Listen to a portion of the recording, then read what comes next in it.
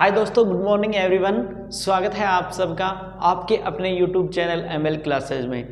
तो आशा करता हूं कि आप सभी स्वस्थ होंगे और अपने स्वास्थ्य का ख्याल रखते हुए अपनी तैयारी कर रहे होंगे।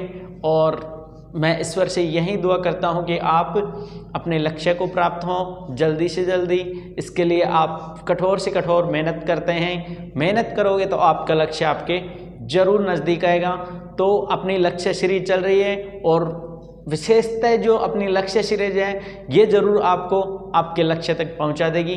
तो लक्ष्य सीरीज का आज मैथ का मैं लेके आया हूँ मॉक टेस्ट 6, जो एक बहुत बेहतरीन कॉन्सेप्ट पे आधार है। और आपको पीछे बैकग्राउंड में भी दिख रहा होगा कि क्वेश्चन की आज किस टाइप से होने वाला है कि भाई आज सबसे बेस्ट से बेस्ट क्वेश्चन लिए हैं मैंने। तो चलते हैं अपने मॉक टेस्ट फर्स्ट की और फर्स्ट क्वेश्चन देखिए। एक हाल की लंबाई 18 मीटर व चौड़ाई 12 मीटर है। उस हाल की छत व फर्श का क्षेत्रफल का योग उसके चारों दीवारी के क्षेत्रफल के बराबर है। तो हाल की ऊंचाई ज्ञात कीजिए। देखिए, अब देखिए क्या बोल रहा है, छत व फर्श के क्षेत्रफल का योग। यदि अपन छत है ना उसका अपने को क्षेत्रफल और हाल का क्षेत्रफल अपन निकाल लेंगे, वो किसके बराबर होगा? चारों दीवारी के क्षेत्रफल की ओर। तो क्या होता है, 2 गुणा, जैसे हाल छत का क्षेत्रफल निकालेंगे तो 2 गुणा लंबाई इंटू चौड़ाई, ठीक है।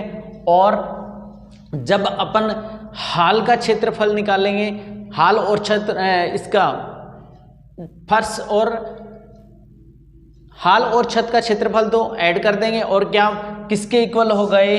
चारों दीवारी के क्षेत्रफल के इक्वल होगा, ठीक है। तो अपने पास क्या है, लेंथ दे रखी है, इसकी चारों दीवारी का क्षेत्रफल अपन को जब भी निकालना है तो अपन क्या करेंगे, 2 × L + B, ठीक है। मतलब ये इसका आयतन ही होता है, इसका आयत का। तो देखिए लंबाई कितनी दी है अपन को, 18 मीटर है। चौड़ाई कितनी दी है, 12 मीटर, ठीक है। और इधर ये इसी के क्षेत्रफल के बराबर है ना, तो लेंथ कितनी है, 18 + 12, ठीक है। अब देखिए क्या आ गया, 18 दूनी 36, 36 × 12 बराबर 12 × 6 = 72, 7 12 × 36 और 7 43, ठीक है। ये किसके बराबर आ गया, 30 और 2 60 के बराबर है, ठीक है।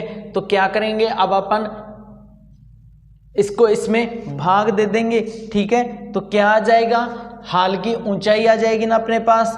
तो मैं यहां पे कर देता हूं 432/60, ठीक है। 3 से काट दें, 3 से 3 एकम 3, 3 चौक 12 और 3 चौक 12 और 3 से ये कट गया 20 से। और भी कट रहा है क्या, 4 से कट रहा है क्या, 4 से भी कट रहा है। 4 × 5 = 20, 4 × 3 = 12 और 4 × 6 = 24। अब क्या आ गया, 36/5 आ गए। तो अपने पास ऊंचाई कितने निकल के आएगी, 5 × 7 = 35, 7.2 मीटर। आ गया समझ में। तो कौन सा है अपना, ए नहीं है, बी इज राइट आंसर, ठीक है। इसी के साथ चलते हैं अपने नेक्स्ट क्वेश्चन पर। देखिए अपना दूसरा क्वेश्चन है, यदि 3 घंटियां एक साथ बजती हैं परंतु फिर वह क्रमशः 18, 24 और 32 सेकंड के अंतर पर बजती हैं, तो बताओ वह कितने समय बाद एक साथ बजेंगी। घंटियों वाले कभी भी क्वेश्चन आए और ऐसे पूछे कि वो घंटियां कितनी देर बाद बजेंगी, अपन को कुछ भी नहीं करना, सिर्फ क्या करना है कि उसका एलसीएम ले लेना है, ठीक है। और क्या है, सेकंड है ना, एलसीएम लेंगे इसका, क्या आएगा, 18, 24, 32, तो 4 दूनी 8, 488/60।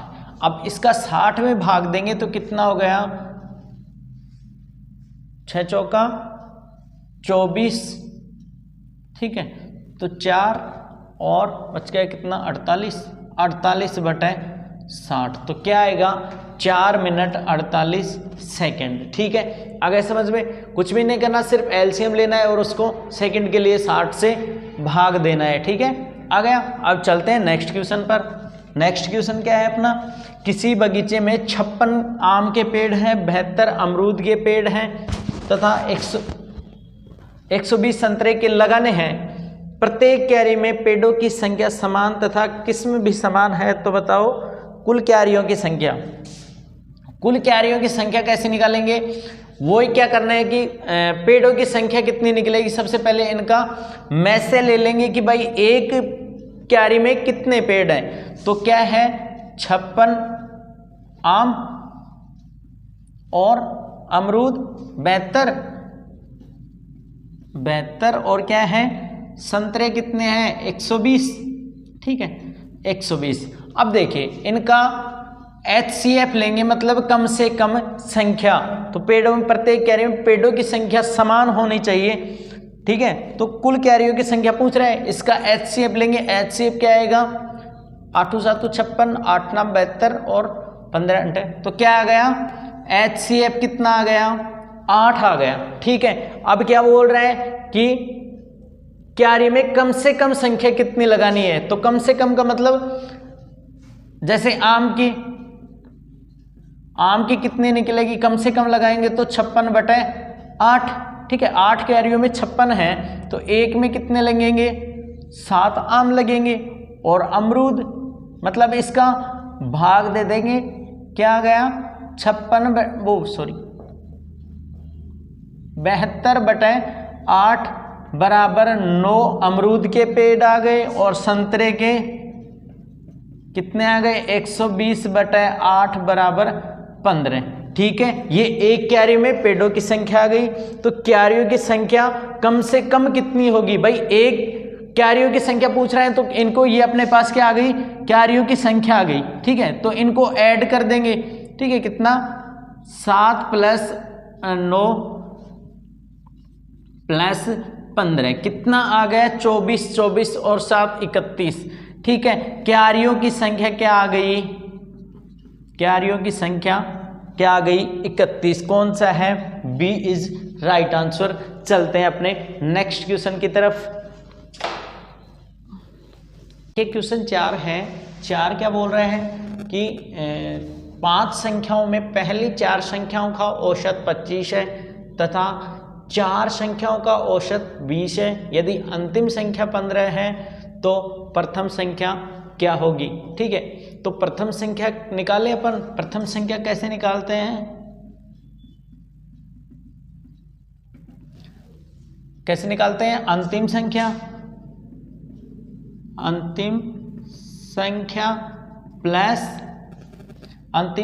प्लस n मतलब औसत इंटू औसत माइनस क्या माइनस संख्याओं का 4 संख्याओं का औसत। अंतिम 4 संख्याओं के औसत। ठीक है, तो कैसे निकलेंगे, अंतिम संख्या कौन सी है, अंतिम संख्या कौन सी है 15 है। 15 प्लस औसत कितना है 25 है। 25 पहली 4 का कितना है 25 और अंतिम 4 का कितना है 20, तो अंतिम 4 का कितना है 20। ठीक है, इनटू कितनी संख्याएं हैं 4 है ना, बस 15 + 5 × 4। ठीक है, 5 चौक 20, 20 और 15 + 20 बराबर 35। ठीक है, आ गए समझ में भाई। यदि नहीं समझ में आया तो दोबारा देख लेना। एक समिति के 5 सदस्यों में से एक सदस्य की जगह दूसरा व्यक्ति लिए जाने से उसकी आयु वही, औसत आयु वही है। भाई पहले एक सदस्य गया तो दूसरा है, औसत आयु वही की वही है। तो 3 वर्ष पूर्व, जो 3 वर्ष पूर्व थी, तो नए व पुराने सदस्य का अंतर क्या होगा, नए और पुराने सदस्य क्या अंतर होगा भाई, पहले भी 5 थी, उसके जाने के बाद भी 5। ठीक है, तो कितना हो गया 5 × 3 बराबर 15।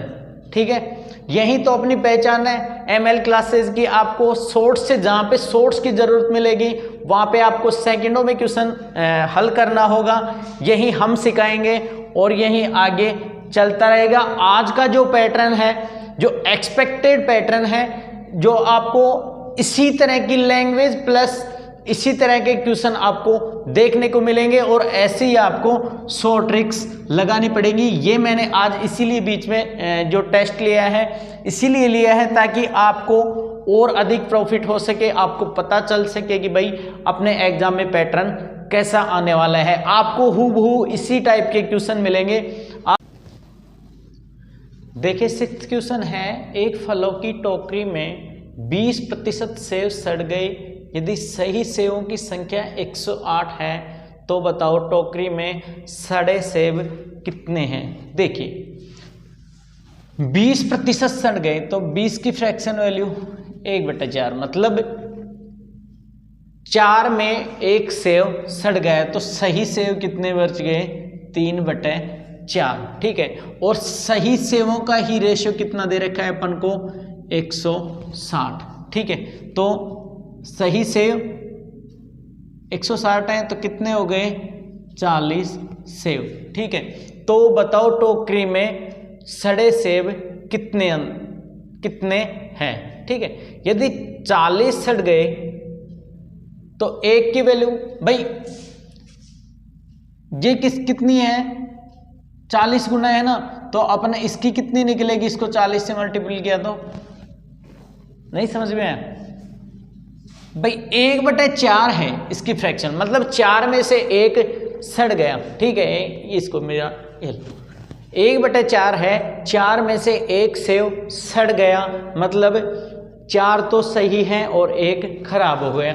तो सही सेबों की संख्या अपन को 160 दे रखी है, मतलब इसका 40 गुना, ठीक है। तो खराब कितने हैं, 40 से मल्टीप्लाई कर दो, 40 सेब सड़े हुए हैं। आ गया समझ में, इसी आधार पे करना है आपको एग्जाम में भी, ठीक है। अब सेकंड क्वेश्चन देखिए अपना, एक चुनाव में 2 उम्मीदवार थे, जीतने वाले उम्मीदवार ने 56% मत प्राप्त किए, 1728 मतों से वह जीता, तो डाले गए कुल मतों की संख्या। भाई देखिए हार जीत का अंतर अपन को पता है, ठीक है। अपन को क्या पता करना है कि टोटल मत कितने डले थे, ठीक है। अब देखिए 2 उम्मीदवार थे, ये तो हो गया फर्स्ट और ये हो गया सेकंड।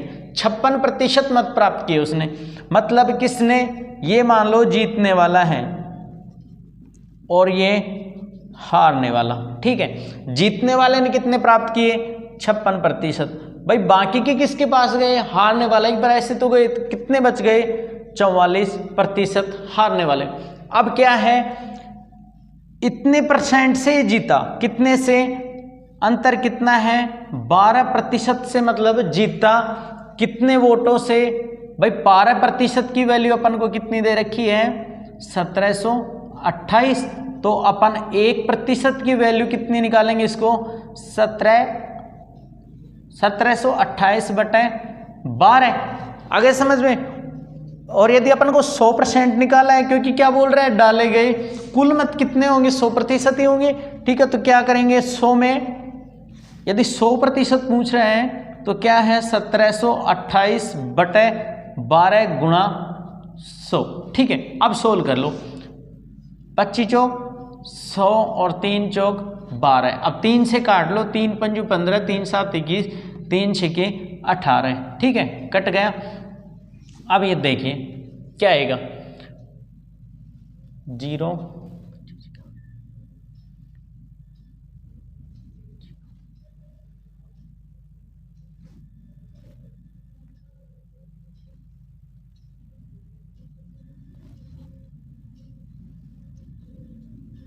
मतलब 14,400 टोटल मत थे, ठीक है। तो 14,400 कौन से आ गए, ये आ गए समझ में। यदि नहीं आया तो वीडियो को दोबारा देखना, आ जाएगा समझ में। 8th क्वेश्चन है, 15 का 20% का 40% का भी 16 से 2/3 क्या होगा, ठीक है। क्या है, 15 का 20%, 20/16 100 का 40/100 का 16 से ही 2/3 कितना होता है 100/6। ठीक है, आ गया ना समझ में। आपकी लैंग्वेज में लिख रहा हूँ, 0 से 0, 2 0 से 2 0 काट दिया, 3 दूनी 6, 3 पंजू 15, 2 एकम 2 और 2 दून 4, 2 दून 4, 4 पंजो 20, मतलब बी इज राइट आंसर। ठीक है, अब नवा क्वेश्चन देखिए, किसी वस्तु को 72 रुपए में बेचने पर 20% लाभ होता है, तो उस वस्तु को कितने में बेचे कि 20% की हानि होगी। कितने रुपए में बेचने पर 20% की हानि होगी। कुछ भी नहीं करना, जो अपन को सेलिंग प्राइस दे रखा है उसको लिखो, उसके बाद जो भी प्रॉफिट या लॉस लिख रखा है उसको लिखो, और मतलब लास्ट में क्या है, बेचने पर कितने प्रॉफिट या लॉस हो रहा है उसको लिखो। ठीक है, ये आ जाएगा आंसर। 12 छिकी 72 बराबर 48। आ गया समझ में। देखिए क्वेश्चन कितना लंबा दिखता है और अपने आंसर कितने आए, सेकंडों में आए। तो यही अपनी खासियत है, यही अपनी क्लास रहेगी।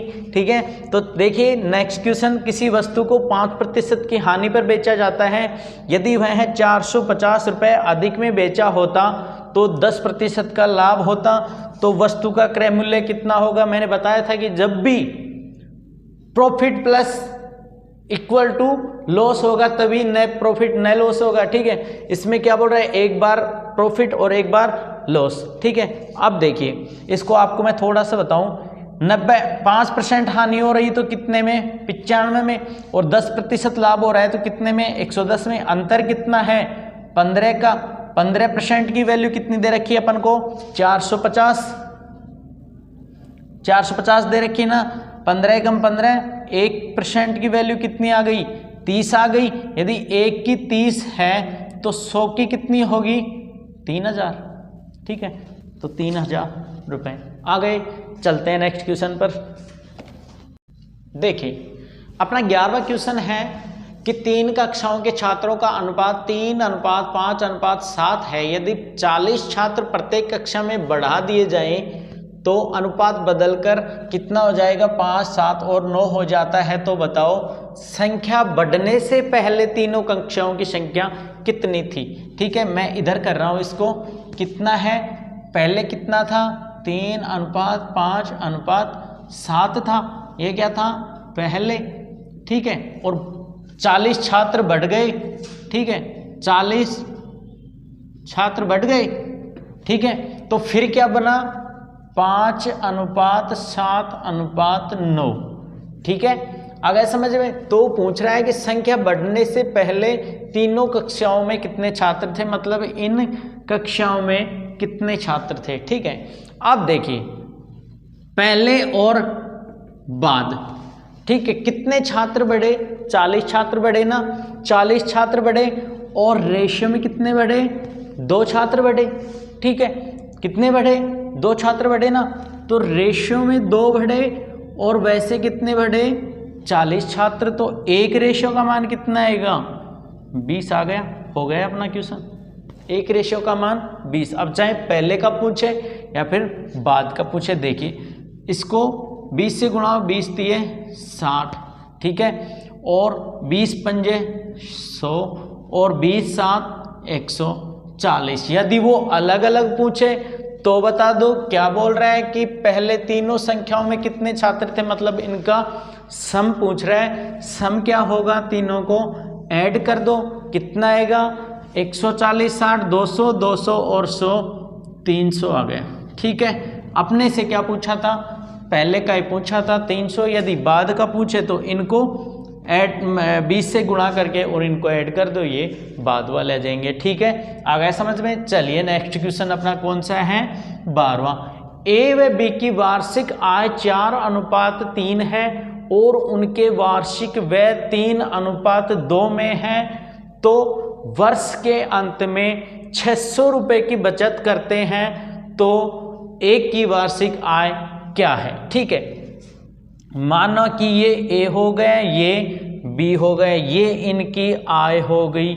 ठीक है, आय का रेशियो क्या है, 4:3, और व्यय का रेशियो कितना है, व्यय का रेशियो कितना है, 3:2।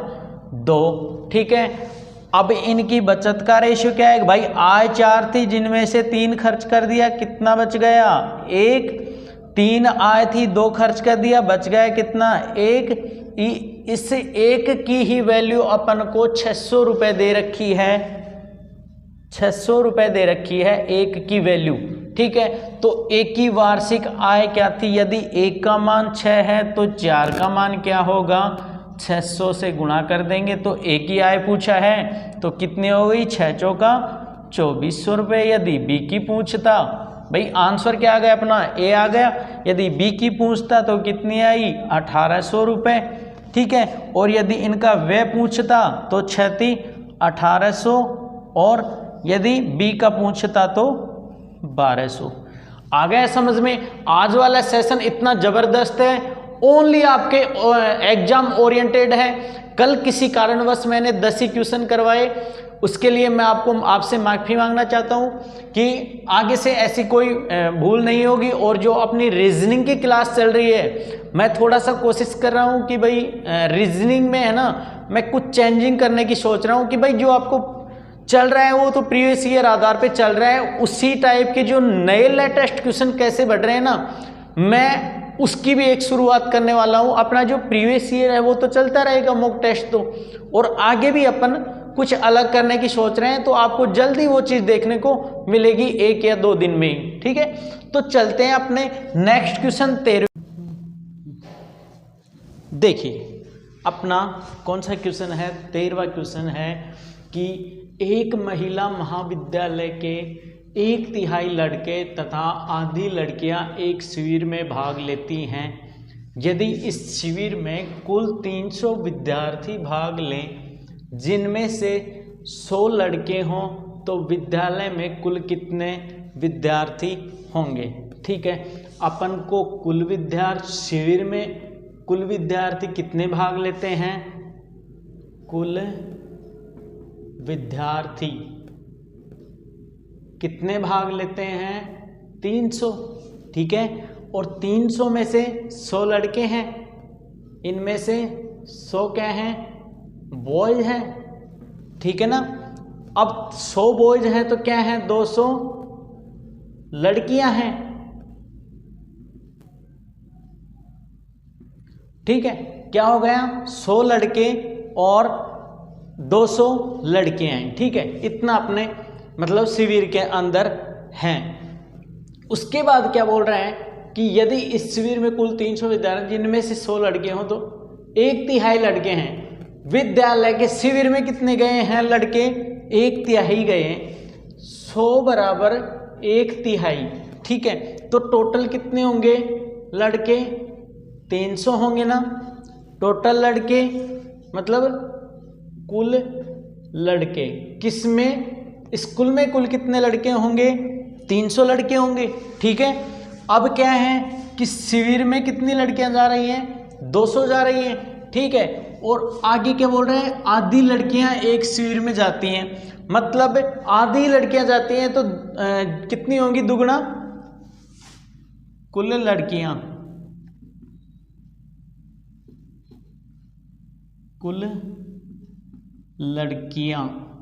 कुल लड़कियां कितनी जाएंगी, शिविर में 200 जाती हैं जो कि आधी ही हैं, तो कितनी हो गई, 400। ठीक है, तो आगे क्या बोल रहा है कि विद्यालय में कुल विद्यार्थी कितने हैं, विद्यालय में कुल विद्यार्थी। ठीक है, क्या करेंगे, 300 लड़के हो गए, 200, भाई कुल लड़के कितने हैं, 300, और कुल लड़कियां कितनी हैं, 400। कितना हो गया, 400 और 300, 700 लड़के और लड़कियां हैं स्कूल में। ठीक है, कौन सा, ए इज राइट आंसर। ठीक है, चलते हैं नेक्स्ट क्वेश्चन पर। ये अपन को देखना, 33 रुपए प्रति किलोग्राम के भाव के कितने किलोग्राम कॉफ़ी के 27 रुपये प्रति किलोग्राम के भाव से कॉफ़ी से मिलाकर 60 kg मिश्रण तैयार किया जाए, जिसमें उसका भाव 32 रुपये पर kg हो। ठीक है, 32 रुपये पर केजी हो जाए। ठीक है, अब देखो, यदि आप ML क्लासेज में पढ़ रहे हो तो शायद अब समझाने के बाद आपको ये क्वेश्चन बिल्कुल भी टफ नहीं लगेगा। क्यों नहीं लगेगा? क्योंकि अपन टफ को ही इजी बनाते हैं। ठीक है, कैसे बनाते हैं देखिए, इस क्वेश्चन को 33 रुपये किलो है। ठीक है, कितने किलोग्राम कॉफी को 27 रुपये किलो में बेचे? भाई 33 किलो हो गई एक तो, और एक कितनी हो गई? 27 रुपये पर केजी, ये रुपए पर केजी। ठीक है, अब क्या बोल रहा है कि 32 रुपये किलो से कितना मिश्रण तैयार किया जाए। ठीक है, इसको ले लो बीच में। ठीक, ये रेशियो बीच में कब लेते हैं? ये एक ऐसे रेशियो है कि इन दोनों से मिड में है ये। ठीक है, मिड का मतलब नहीं है कि हाफ ही हो, बाकी इनसे 1-2 कम 33 और 27 के बीच वाली संख्या में से ही है। ठीक है, तो इसको बीच में लेंगे। अंतर कितने का आएगा? 1 केजी। कितना क्या आ गया? 5:6। अब कितना आ गया रेशियो का? टोटल कितना आ गया? 6 आ गया ना। ठीक है, अब क्या बोल रहा है कि कॉफी से मिलाकर 60 किलोग्राम मिश्रण तैयार किया। ये क्या है? मिश्रण का अनुपात है ना, और मिश्रण के अनुपात का योग कितना है? 6, और 6 की अपने को वैल्यू कितनी दे रखी है? 60 किलोग्राम। ठीक है, तो 1 की कितनी आ गई? 6। तो अब क्या बोला है कि प्रत्येक भाव से कितने किलोग्राम कॉफी को 27 रुपये प्रति किलोग्राम के भाव से कॉफी से मिलाकर 60 किलोग्राम मिश्रण तैयार किया। कितना पूछ रहा है? मतलब ये इसका रेशियो पूछ रहा है। ठीक है, तो यदि ये 6 आ गया, एक रेशियो का मान 6 आ गया, तो 5 का कितना आएगा? 30 केजी। ठीक है, आ गया समझ में? कौन सा आंसर है अपना? सॉरी, ये 10 आएगा। 6 कम 6, 6 दाए 10। ठीक है, तो ये 10 से मल्टीप्लाई होगा, तो 10 पंजू 50 केजी। 50 केजी। तो कौन सा आंसर आ गया अपना? D is right answer. ठीक है, आ गया समझ में? देखिए अपना क्वेश्चन नंबर 15 है। क्या है? 21 मजदूर किसी दीवार को 25 दिन में बना सकते हैं। यदि 14 मजदूर और लगा दिए जाएं तो कार्य कितने दिन में पूर्ण होगा। ठीक है, कल मैंने आपको एक क्वेश्चन बताया था, एक फॉर्मूला बताया था। फॉर्मूला क्या था? फॉर्मूला क्या था? M1 into D1 into H1। ठीक है, मतलब MDH। ठीक है, और W1 किसके इक्वल है? यदि W दे रखा है तो लगाए, नहीं तो कोई ज़रूरी नहीं है। M2 into D2 into H2 upon W2। आ गया समझ में? अब देखिए क्या है? M1 कितना है? M1 अपन को दे नहीं, 21 मजदूरी दे रखा है ना। M1 कितना है? 21 इंटू D कितने दिन दे रखे हैं? 25। वर्क अपन को दे नहीं रखा। ठीक है, जो दे रखा है वही करना है अपन को। किसके बराबर है? यदि 14 मजदूर और लगा दिए जाएं। ठीक है भाई, 21 मजदूर तो पहले से थे और 14 और लगा दिए जाएं तो कितने दिनों में समाप्त होगा? या तो X मान लो या फिर D मान लो। ठीक है, क्या है?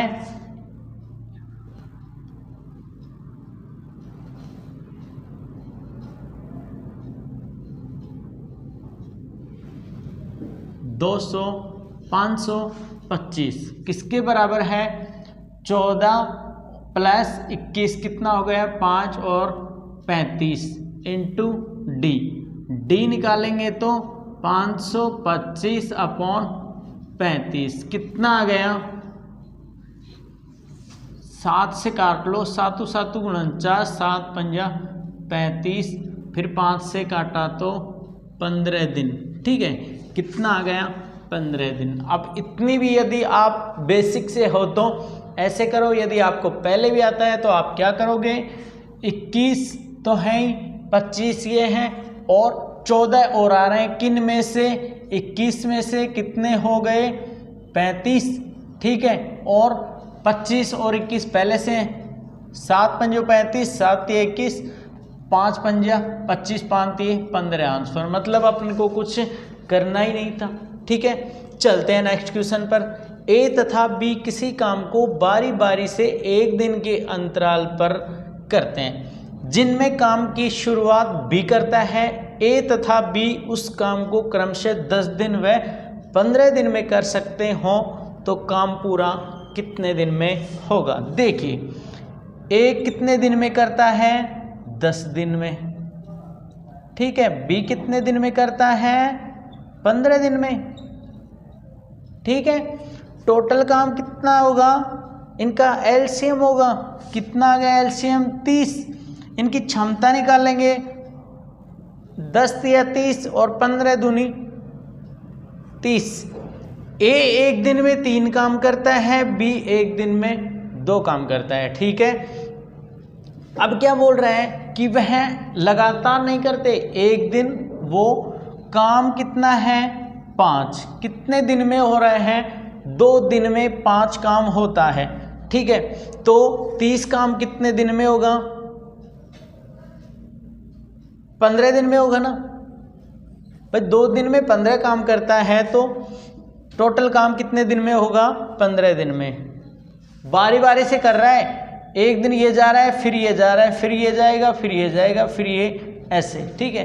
तो कितना दिन में, ये तो इजी है। इनका एलसीएम यदि बड़ा हो ना तो फिर नेक्स्ट क्वेश्चन करेंगे उसी टाइप का है। एक बस 80 किलोमीटर पर आवर की चाल से बिना रुके चलती है, जबकि रुक रुक कर चलने में उसकी औसत गति 60 किलोमीटर पर आवर होती है, तो बस की गति घंटा कितनी है, ठीक है भाई। 80 माइनस 60 बटे 80 गुणा 60, ठीक है। मतलब दोनों चालों का अंतर इंटू एक साइड की चाल अपॉन एक साइड की चाल कितने आ गई, 20 बटे 80 गुणा 60। 20 एकम 20, 20 चौक 80, 4 एकम 4, 15 किलोमीटर पर आवर, ठीक है। कौन सी आ गई, बी इज राइट आंसर, ठीक है। देखिए एक सेकेंड क्वेश्चन 16। एक व्यक्ति अपनी ऑफिस से घर तक 10 किलोमीटर पर आवर की गति से चलता है, तो वह 5 मिनट की देरी से आता है, ठीक है। अगले दिन वह अपनी चाल को 2 किलोमीटर बढ़ा देता है, तो 10 मिनट पहले घर आ जाता है, तो ऑफिस तथा घर के बीच की दूरी कितनी है, ठीक है। ऑफिस से घर के बीच की दूरी पूछ रहे हैं, ठीक है। क्या पूछ रहे हैं, ऑफिस से घर के बीच की दूरी, ठीक है। तो देखिए इसके अंदर क्या करते हैं, जो भी चाल है ना उनका मल्टीप्लाई, ठीक है, अपॉन जो चाल का अंतर है वो, ठीक है। तो क्या करेंगे, चालों का गुणनफल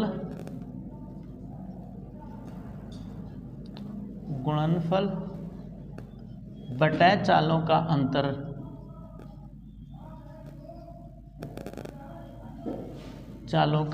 अंतर, ठीक है, इनटू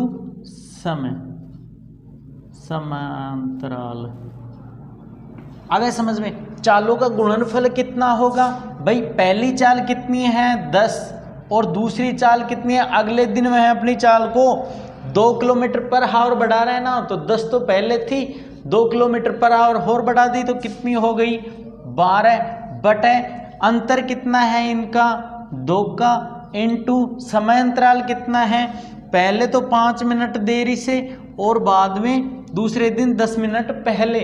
जब भी देरी और पहले होना तो हमेशा जुड़ेंगे, और यदि पहले हो तो हमेशा घटेंगे, दोनों यदि बाद हो तो भी घटेंगे, ठीक है। तो ये जुड़ जाएंगे 10 और 15 बटे 60, 15 एकम 15, 15 चौक 60, 4 तिये 12, 2 पंजा 10, तो कितना आ गया 5 गुणा 3, 5 तिये 15, ए इज राइट आंसर, ठीक है। चलते हैं नेक्स्ट क्वेश्चन पर। एक धन कोई निश्चित दर पर 5 वर्ष के लिए लगाया, यदि वार्षिक ब्याज की दर 3% अधिक होती तो 60 रुपये अधिक ब्याज के प्राप्त होते तो धन कितना था। ठीक है, ब्याज का अपन को दर निकालनी है। ठीक है, क्या निकालना है अपन को, ब्याज से प्राप्त होए तो धन कितना है, धन निकालना है। ठीक है, तो क्या करेंगे, जो ब्याज का अंतर है ना, ब्याज का कितना अंतर है, 60 रुपये है, तो ब्याज का अंतर किसके बराबर होगा, PRT के T, ठीक है, R के डिफरेंट के, ठीक है, बटे 100। ठीक है, अब देखिए ब्याज का अंतर अपन को कितना दे रखा है, 60 रुपये दे रखा है। ठीक है, प्रिंसिपल अमाउंट अपन को पता नहीं है। ठीक है, टाइम कितना दे रखा है, 5 वर्ष दे रखा है। ठीक है, और दर का अंतर 3% अधिक होती, तो मतलब 3 का तो अंतर है। ठीक है, तो कितना होगा, 3/100। ठीक है, अब अपन को क्या करना है, वह धन का पता करना है ना, मूलधन का पता करना है। तो मूलधन कैसे निकालेंगे, P बराबर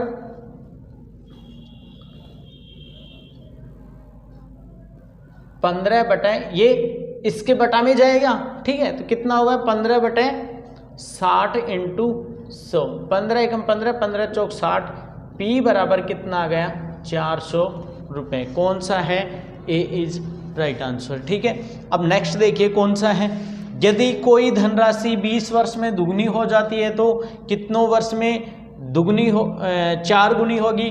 ये मैंने पहले कैसे होगा, 1 गुना कितने में हो रहे हैं, 20 वर्ष में हो रहे हैं। ठीक है, और कितने वर्ष में वह 4 गुनी हो जाएगी, तो 3 गुना कितने वर्ष में होगा, 20 इंटू 3 बराबर 60 वर्ष। आ गया समझ में भाई, मिश्रधन 2 गुना है तो ब्याज भी 1 गुना होगा ना। ठीक है, तो कितना हो गया, 20 दिए 60, मतलब 60 इज राइट आंसर। ठीक है,